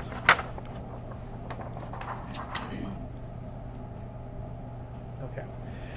All right, did you do anything at that point to help you in your analysis, once you had the latent? So once I once I collected the latent print, I took a close-up photo of it. And so after I take my close-up photo, I put it into our software, like a digital asset management system, which keeps the chain of custody of all of our images and anything that's done to the image. And I pulled it up into Photoshop, and I used Photoshop to process the image. So I just did some contrast adjustments to visually enhance the ridges so that I could see them better. Okay. And what is depicted here? This is my processed image after I pulled it up into Photoshop. Okay. Can you tell the jury, do you see the print in this picture? Yes. And how would they know which part is the print? Can you explain to the jury what to look for? Oh, yes. So when I'm looking, so this part is the analysis part of the latent print. So I'm looking at the entire area of ridges that I see. So the ridges are those lines that you can see curving around. And so the first thing that I do is I annotate my image, which means I mark what I believe the latent print to be. So in this case, that arc, that blue arc at the top, I'm signifying that that is what we call the distal end of the finger, so this top end of the finger. And that's based on the curvature of the ridges. Okay. Do you do anything else with that photo? Yes, so here, again, this is my analysis. I'm taking into consideration all of the information. So this image is showing my quality map. So quality mapping just means that I'm looking for areas of the latent print and I'm marking them red or yellow. Red means I'm staying out of that area. It's not reliable. I can't see the ridges. I can't see the features that are within that area. I don't have any red markings in this particular latent print. Yellow just means that the ridges are a little bit less reliable. They're not as clear. I'm not sure what's going on in those particular areas. And what about the part that's not marked at all? The part Go ahead. The part that isn't marked at all means it's clear. I can follow the ridge flow, so I can trace the ridges. I can see any features that are available in those clear areas. Okay. And then what do you do? After that, so this one is just showing my ridge tracing. So I'm literally just taking my mouse and I'm tracing each ridge that I'm seeing in that blue color. So I'm just following the ridges, and as I'm going, I'm marking my features, which is shown in the next one. Okay. So as I'm tracing the ridges, I'm marking the features or the minutia. So the minutia, I'm going to use these words interchangeably. The features are ridge endings or bifurcations, or something is happening within the ridges that I'm marking it. And so I'm using the dots to signify the features, and I'm using different color dots to signify different things. So the green dots mean I have high confidence that that feature exists right there. I'm marking it green. I'm saying, yes, this is here. I have another dot that is marked yellow up at the top. Yellow just means I'm a little less confident that that feature actually exists, mostly because it's on the edge of the latent print, and I'm not really sure if it actually is there. That location, if it's there, up there, if it might be a little bit lower, so I'm marking it yellow. Okay. And is this, just for the jury's benefit, we're talking about right next to the dot, to the laser dot? Is that what you mean? Yes. That's the yellow, okay. Mm-hmm. And you mentioned ridges and bifurcation. Could we just make sure that, you saying that the blue are the ridges? Yes. Okay. And what is a bifurcation? A bifurcation just means that you have one continuous ridge and it splits off into two. And that point where it splits off into two is the bifurcation and the feature. Okay. And why is that important to you? That's important because it's signifying something is happening in the formation of the ridges, that the ridges are splitting off, and that signifies a feature. Okay. And are you going to look for similar features in the known print? Yes. Okay. Oops. Okay, and what is this? So After I've completed my analysis of the latent print, I'm only looking at the latent print. I haven't looked at the known yet. I do all of my markup, my documentation of the latent print first. Then I will go and bring up the known impressions. And so the first thing I do when I'm doing my comparison, the side-by-side comparison, I'm picking a target group within my latent print. So that just means I'm picking a cluster of 3 or 4 of those dots or those features, and I'm trying to locate those 3 or 4 in the known impressions. So, for example, I think there was something, it looks like a longer ridge. I have 2 green minutia on each end, and then, and then like come down, skip one ridge, and then there's another one. So I'm focusing on those 3 as I'm going through, and I'm looking through all 10 fingers of the card. I'm searching for just that formation. When I find that formation, then that's when my comparison really starts. So I'm going from the latent to the known, and all I'm doing is I'm counting ridges to my next green dot or my feature, and I'm marking it in my latent. Yep, here it is. I'm going right to my known, counting up however many ridges. Yep, here it is in my known. And I'm just going like that back and forth, starting in my latent, counting however many ridges to my next feature. Then I'm going back into my known and doing the same thing. Okay, great. Do you want to give her 232? Oh, was it? Oh, yep, 238, yes. Thank you. Yes.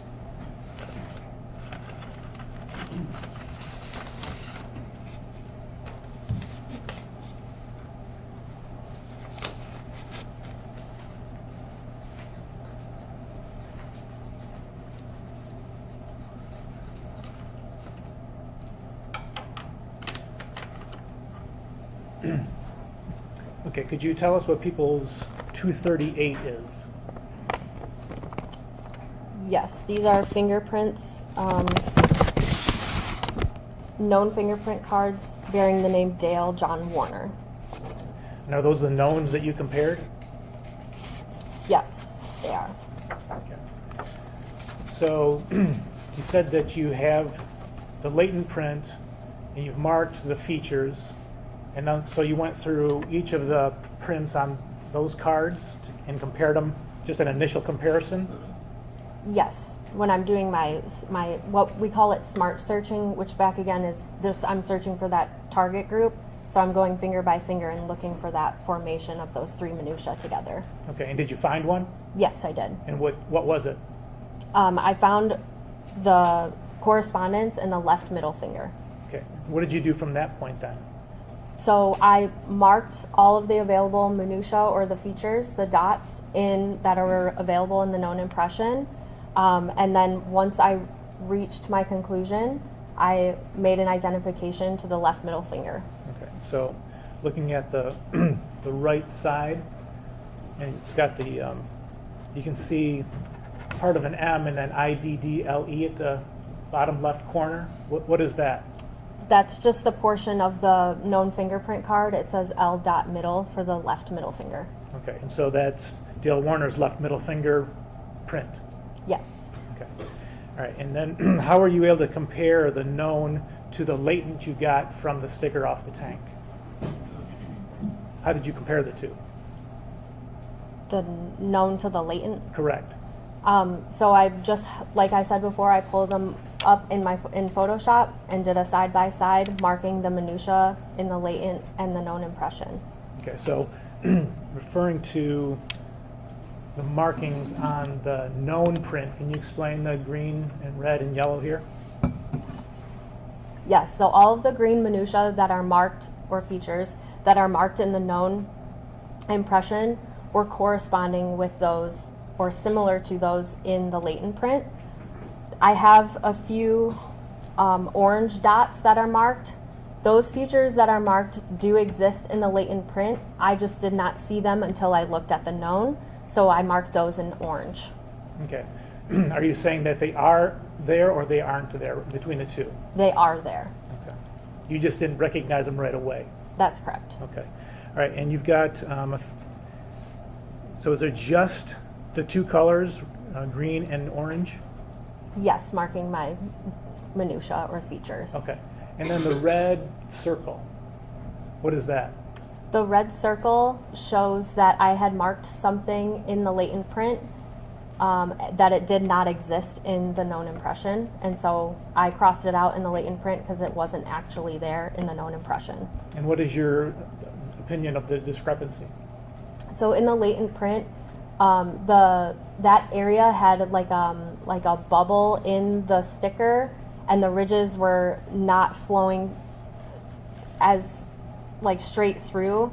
And I have it marked, I don't know if you can see it, but with like a teal colored, like a blue colored line.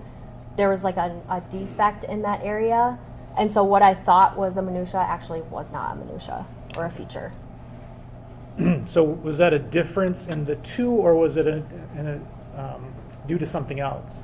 It was not a difference in the two. It was due to the distortion in the latent print, that bubbling area. Okay. All right. And so you said, what was the result of your comparison? My result was that it was Dale Warner's left middle finger. Okay. All right. And you said that the ACE-V, the V stands for verification. Did this go through the verification process? Yes, it did. All right. Thank you.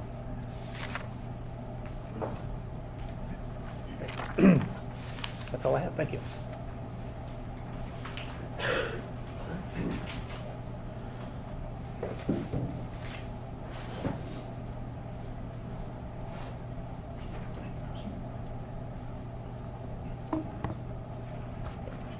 Good morning, Ms. Isett. My name is Marissa Vinsky. I represent Dale Warner. I have some questions for you. I want to start with, you talked about your process. One of the steps was you enhance the photo in Photoshop. Is that correct? Yes. What goes into enhancing the photo? So in Photoshop, we use I'm sorry. I just did exactly what Mr. McCready was worried about. He left his water. I'm not as clean as the Chartier. My apologies. I'm sorry. No, that's okay. You hit it too well. Yeah. Do you mind if I? You know what? That's good. I'm just putting that right Okay, here. perfect. I will just leave it on the podium. That's awesome. Sorry again. No more water for you, Mr. McKee. My apologies. What goes into enhancing the photo? So in Photoshop, we're only allowed to use certain tools within Photoshop, and we do contrast adjustments. So I'm making the picture brighter or darker, just to my eye, what I need to see in the latent print. Is there a standard? Do you always do these steps to enhance, or what is just helpful to you? What I typically do, it's different for every examiner. We do have a set of tools, like only a specific set of tools that we can use, because some of the tools that are available in Photoshop can erase pixels or change them, and so we're not allowed to use those tools. So I usually change my image to grayscale, which just means I'm turning it into black and white, and then I'm using like a brightness adjustment, and I'm just making it brighter or darker, and like highlighting, changing things like that. Are there other tools aside from the brightness and the darkness grayscale that you are allowed to use? Yes. What are those tools? There's other tools we can use, they're called levels and curves, but I don't typically use those. So in this case, you changed it into grayscale and then worked with the brightness and the darkness to help you best. Yes. You talked about various dots that we saw on the screen, red, yellow, orange, green. How many dots did you identify that were similar to the known print versus the latent print? I believe I identified 7 green and then 3 orange. Were there any points where it was maybe yellow or something you had to think about that you had to make a subjective opinion during your process? So I did mark one of the features as yellow, but it was up higher in the latent print, and that area wasn't available in the known impression, so I didn't use that area that I had marked. So that's something you subjectively thought, let me mark this and see what it is. So in the latent print, so if there are 15 features available, I am required to mark them. So that is what I did. I marked 15 features in the latent print. The green and the yellow were the 15 that I had marked originally. Is there a standard that the Michigan State Police uses for the number of dots? We don't have a minimum like number standard to determine comparison value, but we use subjective decisions. It's not just based on the quantity of the features, it's based on the quality of the information within the latent print. If you know, do other agencies have a standard number of dots? Other agencies do, but I don't know what they are.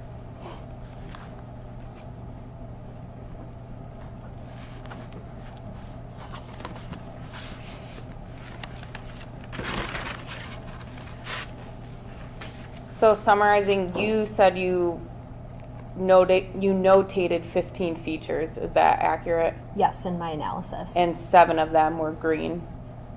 That I used with the known impression. Okay. After you compared the two, that's when you came up with the 7 green dots. Yes.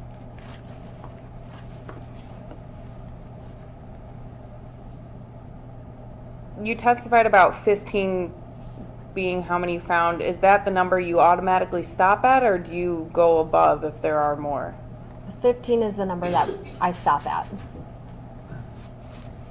So going specifically to what you did with the tank, you testified that you processed the exterior of the tank. Is that correct? Yes. And you didn't find any latent prints. No. And then you took the ammonia sticker from the back end of the tank, what you classify as the back end. Yes. And did you also take a placard sticker that was towards that back end as well? I took a portion of a placard sticker, yes. Okay, Ms. Saylor, will you please pull up the government's exhibit 100, which is our page 105.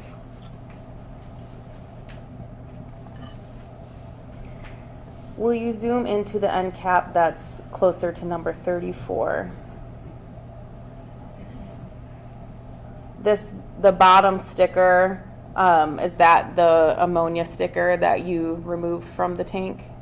I can't tell from this photo if it was that sticker on that end or the other end. The other end, okay. I'll move on to the other picture that you were shown, but from this picture specifically, are you able to tell where you took the stickers from? If you could zoom out. Thank you. Yes. Okay, can you tell the jury where you took the stickers from?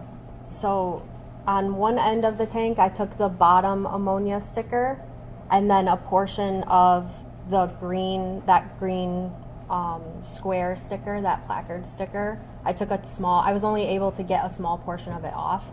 And then on the other end, I took the anhydrous sticker and the ammonia sticker. So the green placard, is that the one that says 1005? Yes. And that's in the center of the tank? Yes. And these items were collected on August 16th, 2024? That's correct.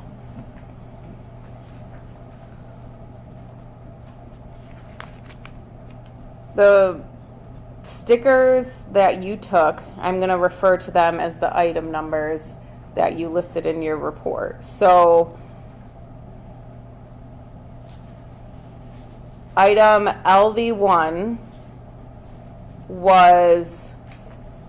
there was 1A and 1B. So item LV1A is the ammonia sticker that you took from what you call the back end of the tank, correct? Correct. And this is the end that's actually furthest away from the weld that is described as non-manufactured. That's correct. And then the placard, you said you took a portion, that was LV1B. Yes. And then the 2 stickers that you took from the side that was closest to the tank, or closest to the weld, were LV2. Yes. And the item that you claim you were able to develop the latent print from, was the ammonia sticker that's classified as LV1A. Yes. And again, just for clarification purposes, that was located on the end cap that was opposite of the non-manufactured weld, That's correct. and essentially the furthest end away from it. Yes. And in your report, I think you actually labeled the sticker not welded side. Is that accurate? Yes.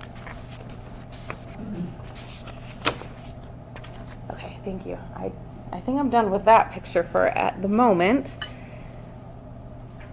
There was one print that you claim you found on that sticker. Yes, on the ammonia sticker. Can you describe to the jury where on the sticker the print was? And if you want to use the exhibit that you have in front of you. Just gonna put my gloves on again.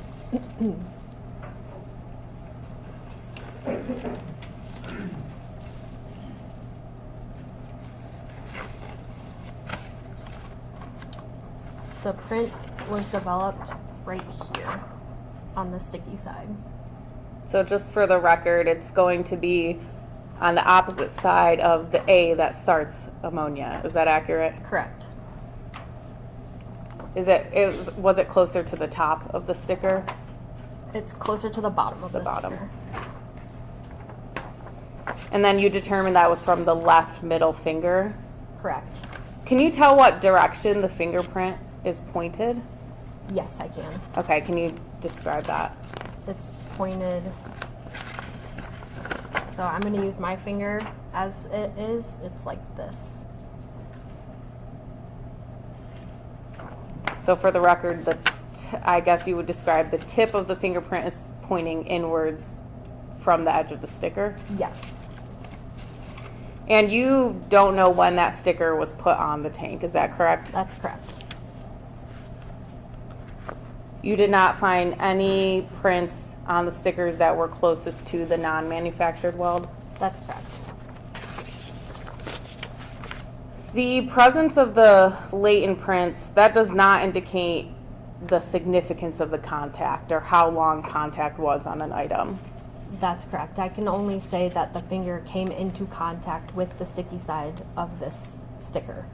So to that point, it doesn't indicate a time frame of when the contact occurred. No. And you testified on direct exam about comparison results or classifications of comparison. Is that correct? Can you describe classifications? So I believe there's one that's identification, one I can pull out the specific language. I believe there's 3 classifications. So from lab report number 9, there is identification, there's exclusion, there's inconclusive. Those are all different comparison results. Is that accurate? That's correct. When the comparison result is deemed identification, that does not mean that there is an exclusion of all other people, correct? That's correct.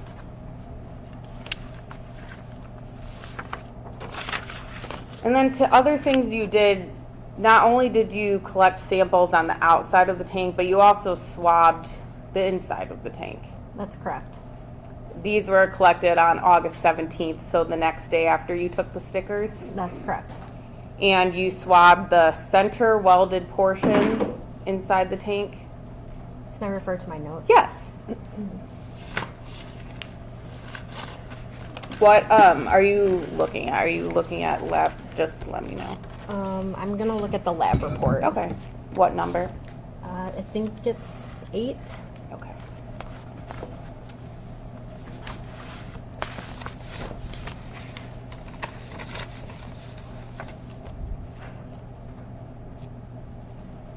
Yes, it's record number 8.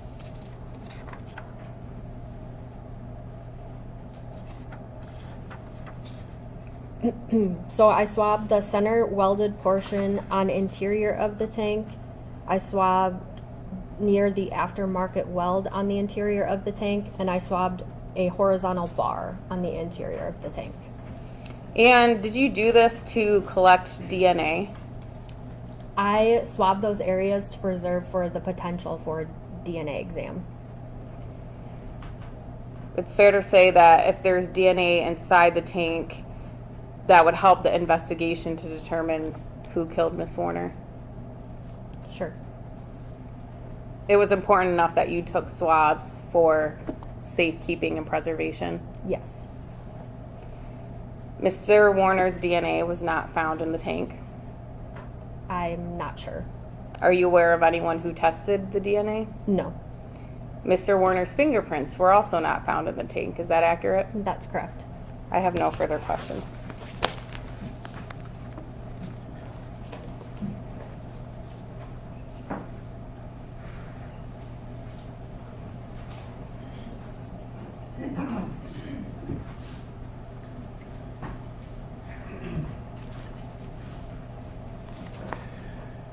So, when you were there processing the tank, did you make an independent decision on your own to swab the inside? No, I did not. Did you think at that time, or why didn't you want to do it yourself? The interior of the tank was extremely rusted and very textured. So when I entered the tank, I was searching to see if I could process the inside of the tank for latent prints. And the interior of the tank was so rusted and textured that I did not process it for latent prints. And I was not going to swab for DNA preservation either. Okay, for the same reason, because it was so rough? Yes. Okay, and so why did you if you didn't think it was worth doing? It was at the request of the investigating officer. And who is that? At the time it was Sergeant Drewier. Right. And can you describe, what actually happened to the swabs when you were trying to collect? Yes, so when I was swabbing the portions of the tank, the swabs were just coming apart because the surface was just so rough. All right, thank you.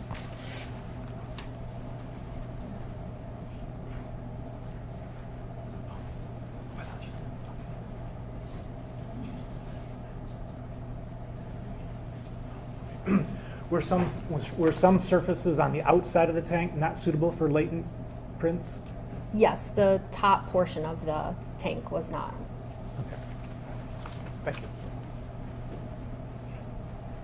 I have no other questions, Your Honor.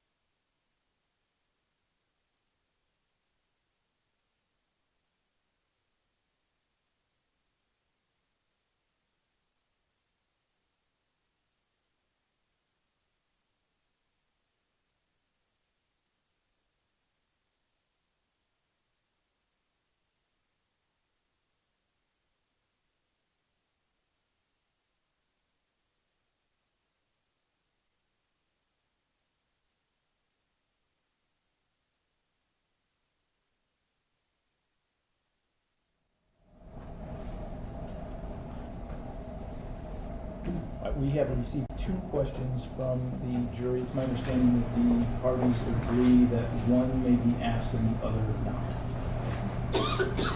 That's correct, Your That's Honor. correct, yes. Would rust inside the tank affect the ability to retrieve a latent print?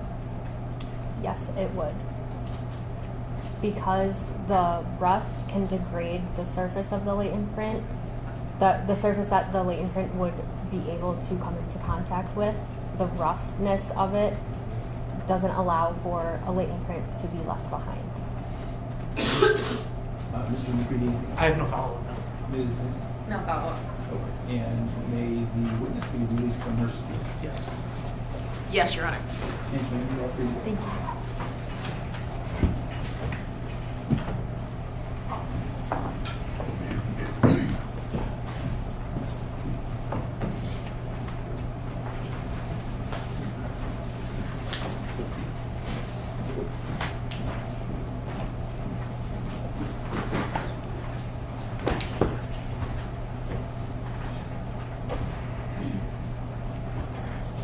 All right, ladies and gentlemen, it is almost noon, so we're going to break for lunch. We'll be back at 1:30. During the trial, do not read, listen to, or watch any news reports about the case.